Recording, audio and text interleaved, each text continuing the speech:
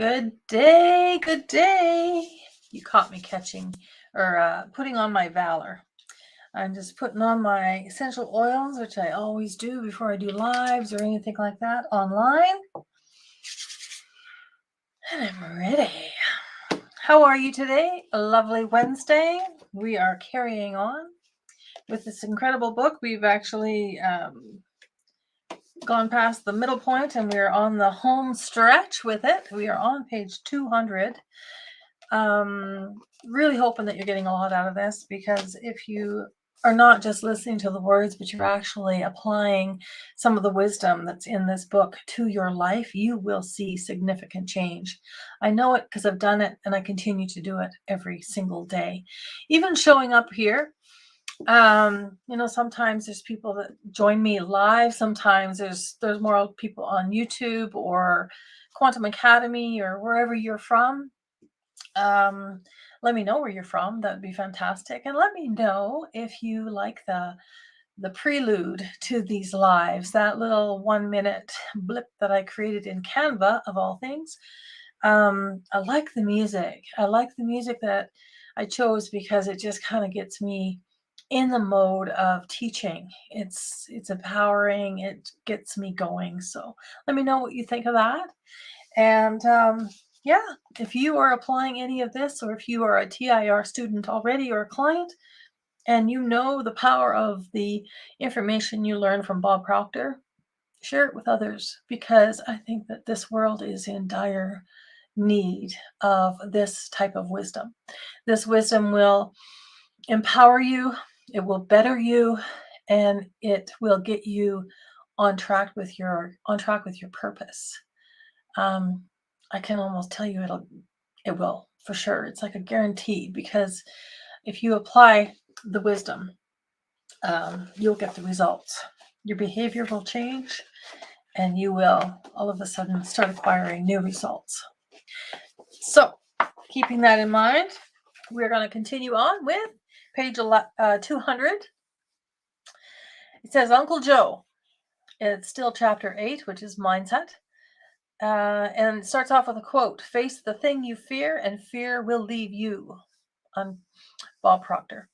Recently, I heard someone say, "If you don't apply what you've learned, it's just entertainment." Well, isn't that amazing? I got to stop right there and say, I haven't read ahead of you guys or anything like that. It's just that kind of thing is confirmation to me that what I'm teaching is exactly what I need to be doing, because that simple sentence is what I've just explained to you. I hope you take this wisdom and you apply it in your life. So I'm going to start this all over again. Recently, I heard someone say, maybe that was me, "If you don't apply what you've learned, it is just entertainment." I love that phrase because it speaks to the fact that nothing happens without action. Throughout my 60 years, I have witnessed two types of people who attended my dad's seminars: those who can recite the information backward and forward, yet the results in their lives never change, or those who take the information, internalize it, and take action to apply the material. The difference can always be found in the results, and you can often feel it in a person's energy when you're near them. One of the most significant examples of someone who resisted and then later applied Dad's teachings came from the most unlikely place: Kingston Federal Penitentiary. Before it was closed for good, the penitentiary was one of Canada's oldest and most notorious maximum security prisons. Back in the 1960s, when Dad was new to studying the material of Napoleon Hill and Earl Nightingale, he had a deep desire to share it anywhere and everywhere possible. So somehow he arranged with the Kingston prison to allow for him to visit the prison one Saturday morning a month to teach the prisoners. He wanted to show the prisoners that they had the potential to alter their way of thinking in a positive way, so that when they left prison, they would not return. There was a movement towards reducing, recidivism. Wow, there's a new word for me, recidivism. So Dad's request fit right in. When I think of talking about facing fears head on, this is the story that always comes to mind. Part of the deal my father struck with the prison was that they would allow any inmate who wanted to attend his session into the room regardless. The administrators felt this was a bad idea, but Dad wouldn't budge on this condition. In true Bob Proctor fashion, he held his position that anyone would be allowed to attend, and they finally agreed. Dad became known quickly among the inmates, partly because he would bring coffee, donuts, and cigarettes into the meeting room for them to enjoy. Of course, this drew in all kinds of people. Dad truly felt that if he could get them into the room, they would stay because of the information he was sharing. He knew he could potentially change their lives. His hurdle was getting them to listen. At each monthly meeting, there was the one same guy who would sit at the back of the room on top of the tables. He would swing his legs back and forth in a way that made noise, and he wore an intimidating smirk across his face. He would laugh loudly at my father and make wisecracks about the information he was presenting. His name was Joe. The warden said that Joe had been in solitary confinement for 7 years. They only let him out of his cell 1 hour a day to walk the prison yard and get fresh air, and none of the other prisoners could be around him during that hour. The warden referred him as a mad dog and warned my dad to keep his distance. Joe consistently created a real disturbance in the room. Everyone was afraid of him, including the guards. He was massive and he looked like his life had not been easy. If you saw him on the street, you would definitely cross to the other side. This man was serving a life sentence for shooting someone during an attempted robbery. The victim he shot nearly died. If the victim had died, Joe would have been put to death, as Canada still practiced capital punishment in those days. These meetings that Dad held were Joe's opportunity to get out of solitary confinement for an hour or so, or two, once a month. When Dad would tell his story, he talked about how uncomfortable the meetings became with Joe sitting in the back. These disturbances and distractions got so bad that Dad struggled with teaching and keeping the attention of the rest of the group. Joe was the one who was in control of the room. Finally, Dad knew he had to change what was happening, because otherwise there was no longer a point in making this monthly trip and running these meetings. Each trip to Kingston Federal Penitentiary was a 6-hour trip, round trip. That alone speaks to Dad's commitment of making an impact. However, that drive also gave him a lot of time to think about the meeting, and his dread would build with each passing kilometer. He knew he needed to face this issue with Joe, and going through the guards would compromise his credibility with the other prisoners, so he had to find another way. Finally, after 3 months of being harassed, Dad decided that he had to face this guy head on in front of the group. To say that Dad was facing his fear would be an understatement. He feared for his life. Listening to him tell this story, I have often put myself in his position, and I can only imagine how this would have felt. You need to know that in the 1960s, my father was a tall, skinny, redhead, weighing maybe 140 pounds. When the morning he'd made the decision to deal with Joe came, he started the meeting like he'd always had. However, Dad stopped talking when the heckling began from the back of the room. The moment of reckoning had arrived. The room went completely quiet as Dad walked past the other inmates and straight to the back of the room. He stopped directly in front of Joe, inches from his big, intimidating face.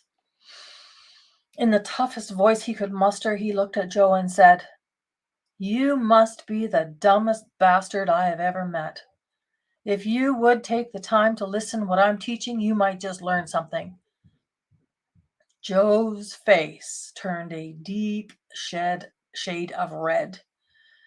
Dad was so scared that he could feel himself sweating under his wool suit. He had no idea what would happen next, and the guards were not moving.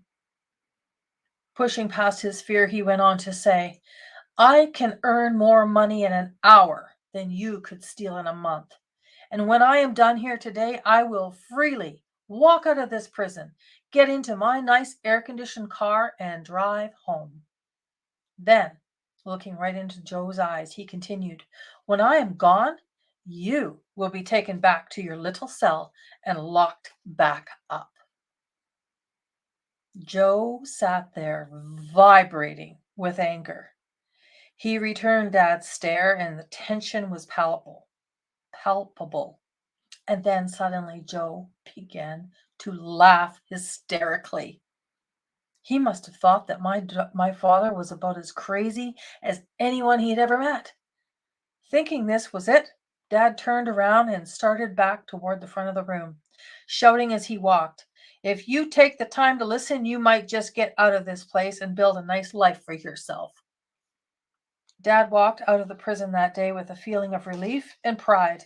He was still in one piece, and he had faced a fear that most of us will never encounter. He had no idea what would happen next, but he had dealt with the issue the best he could. The following month, to his surprise, Joe was no longer sitting at the back of the table or back of the room on the table. Instead, he was sitting at the front row in a chair. From that day on, if anyone in the room made a sound or a negative comment when Dad spoke, Joe would turn and give a stare that quieted the group.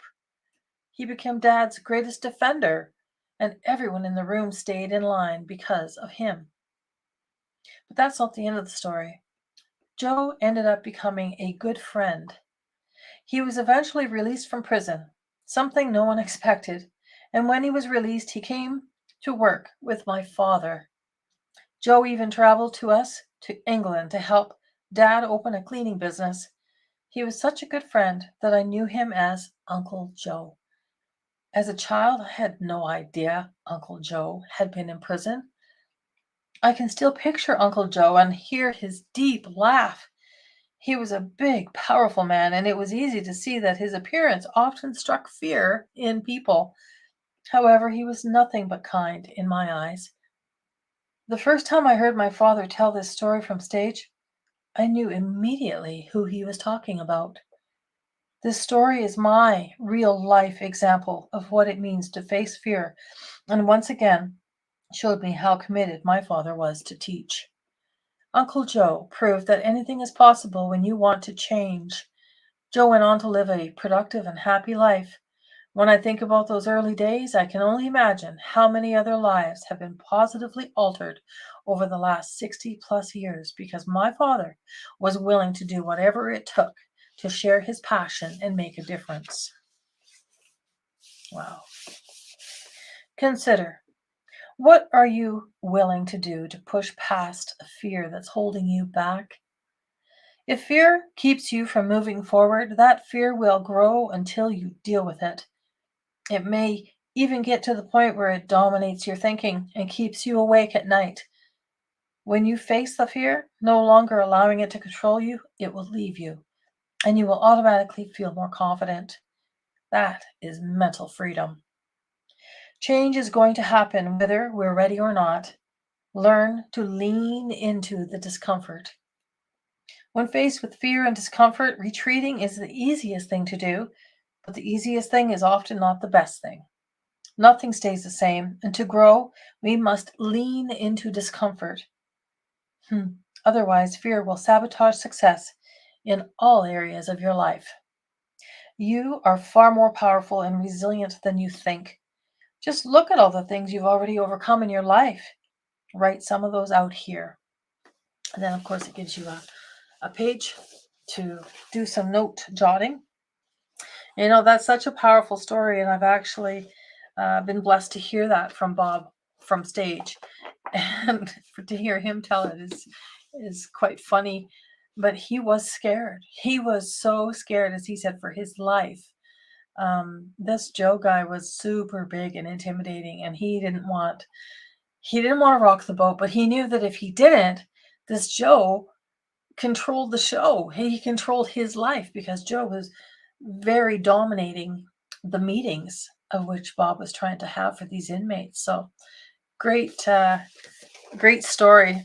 And here I'm thinking to myself, what fear have I conquered? Well, I think even going live like this and talking to perfect strangers across the world, it was a huge, huge fear of mine. What are they going to think? What of this? What of this? All this crap that goes through your head. And now I just talk here. If I start thinking about it, I'm here talking to myself, but I'm not. I'm talking to you and teaching and showing you ways to live a better life. So let's carry on. Oh, we are on chapter 9, page 210. React versus respond. This was a game changer for me. Okay. It's just a piece of tin. Quote, between stimulus and response, there is a space. In that space is our power to choose our response. In our response lies growth and freedom. End quote. Viktor Frankl. Frankl, I guess they pronounce it. Little did I know that a lesson I learned from my dad when I was 17 would be the same lesson I would pass on to my son 29 years later. Dad had a saying that became my reality one day. He would say, either you own the car or the car owns you.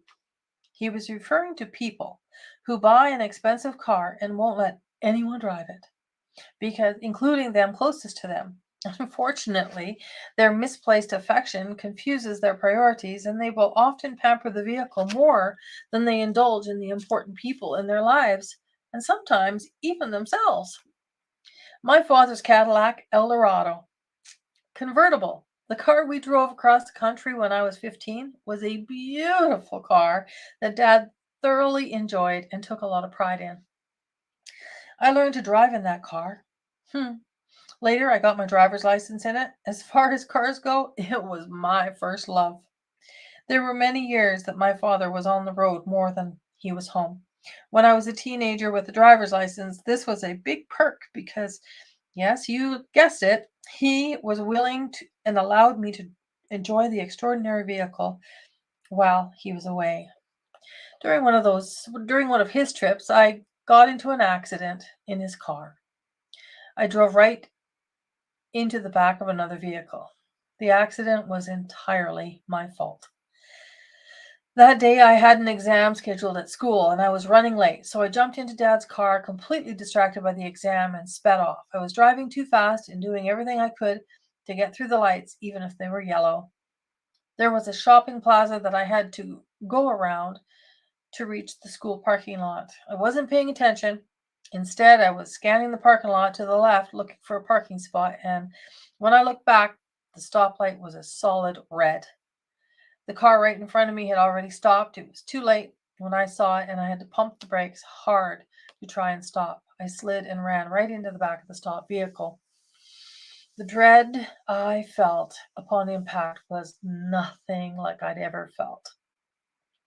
As I got out of the car to check on the other driver, I saw immediately that she was a woman close to my mother's age. She slowly got out of her car. Once she emerged, I saw right away that she did not look angry. Instead, she looked frightened. She walked straight over to me and hugged me. You can imagine my surprise at her reaction, especially since I was so clearly in the wrong. She was crying and asking me if I was okay. Then she told me that she was okay too. I remember being so relieved and embarrassed. I felt so much shame for my mistake I had just made and the trouble I had caused this woman. When I looked at the damage I caused her to her car, plus the damage to the front of my dad's car, I felt sick. And then I felt fear. I knew I had to call my father and tell him what happened. I had no idea how he would react, but my imagination to took my worry and fear to new heights. I made myself physically ill thinking about how this might go. It took a while, but I found the courage to call Dad later, and that evening I told him the entire story and he listened patiently. I explained how it was my fault. I described the damage that his beautiful Eldorado had suffered. I will never forget his concern and the peacefulness in his voice when he finally spoke. He said, Brian, you are okay, and the other driver is okay. That's all that matters. The car is just a piece of tin. It can be fixed. Then he said, It's called an accident because that's what it is. You didn't intentionally go out to wreck the car, so don't let it bother you for another moment. I remember crying after we hung up the phone. I was crying from both the tremendous relief I felt and from the love and tenderness that my dad showed me. Dad had the car repaired and life went on. The next time he went out of town, he let me use the car again without hesitation. He didn't dish out any safety warnings or advice. He knew I was a safe driver and I had made a mistake. He knew that I was hard enough on myself about the accident. He didn't want to add any more grief. Instead, in fact, he wanted me to free myself from the burden. My father loved that car, but he didn't let it control him. We talked about this incident during his last weeks while he was in the hospital. I told him how his love and kindness had impacted me and how it reminded me of what a remarkable man he was. Then, one second, get a grip. I'm good.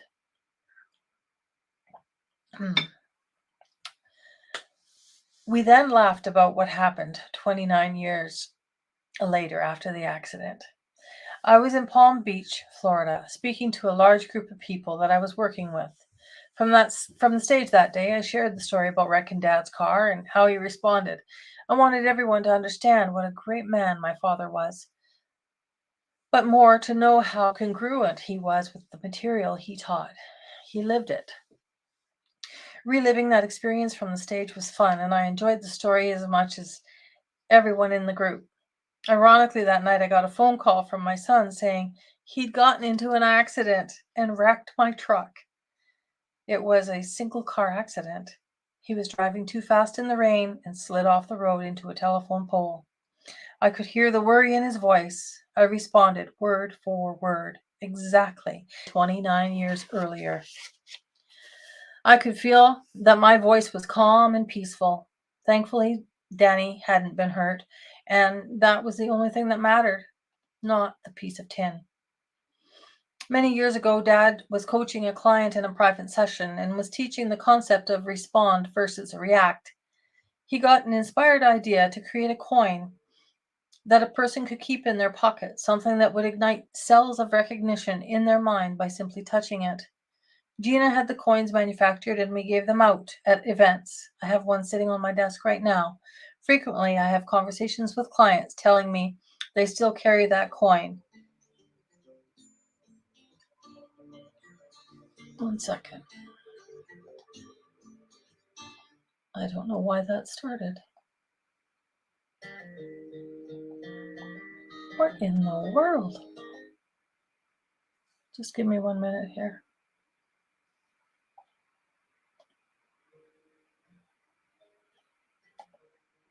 I'm going to have to close this. There.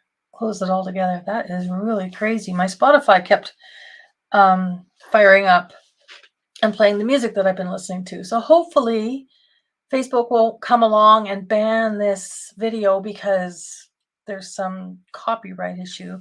Didn't mean that, Facebook. I don't own the music, whatever you have to say. Anyway, back to these coins. Frequently, I have conversations with clients telling me they still carry that coin and they share stories of how it has helped them. So I have something similar. I do have the coin that they're talking about, but I have this coin that I carry with me. And one side is super smooth, and that's the way life should be, and flow and smooth. And it's the one with the G because it reminds me I should always have a goal. A goal is for growth, right? And then the other side is E. I say evil. I don't know what it's supposed to mean. Oh, ego, maybe ego, but it's rough. It's coarse. It's rough. It's like, So whenever you have this coin in your pocket, it's just a reminder. Am I working towards my goal or is my ego in the way? Goal or ego? It's interesting. It's just one of my teaching prompts. Page 216. React. So with regards to this coin, he's talking about the react side of the coin has raised lettering so that you can feel when you touch it to remind you of the rough side of life, similar to what that coin I just shared. How reacting means you are not in control of yourself versus respond. The respond side of the coin is smooth, and it reminds you to live a smooth life. In order to live a smooth life, you have to choose to respond. Similar to that coin that has a G, is smooth. Am I working towards a goal? Am I growing? By touching the coin, you can create the moment needed to be in control. You don't even need to look at it. The awareness created around responding versus reacting means you notice when you feel the urge to withdraw, take flight, or lash out beginning to rise up in you. And you can choose instead to pause. You learn to let it pass through you. This pause gives you the space to collect yourself, take a breath, and decide how you will proceed. With practice, this gets easier, and you will find that responding instead of reacting will become your natural way of being. Consider, do you react or respond? Are you in control of your behavior? When you react, you don't think. A healthy practice is to adopt. To adopt is to pause and ask yourself, is what I am about to say or do important, kind, and necessary? So many things in life resolve themselves by silently counting to 10 before responding. Bob Proctor mastered the ability to stop, check his attitude, and make a choice that aligned with the image he held of himself. Patience is not inaction. That is a powerful chapter. It is the reacting versus or responding versus reacting is exactly what I got out of the very first time I saw Bob Proctor from stage. And when I knew I needed to study this material and then later realized I needed to teach it and become a student of it, because I was what I jokingly refer to as a nuclear reactor. I was that person that if you rubbed me the wrong way, there was no second chance. You would know right now because I'd be in your face. Very confrontational, very reactive. And it's just like Bob said, you are out of control. It's no way to live. No one wants to be around you. I didn't even want to be around myself.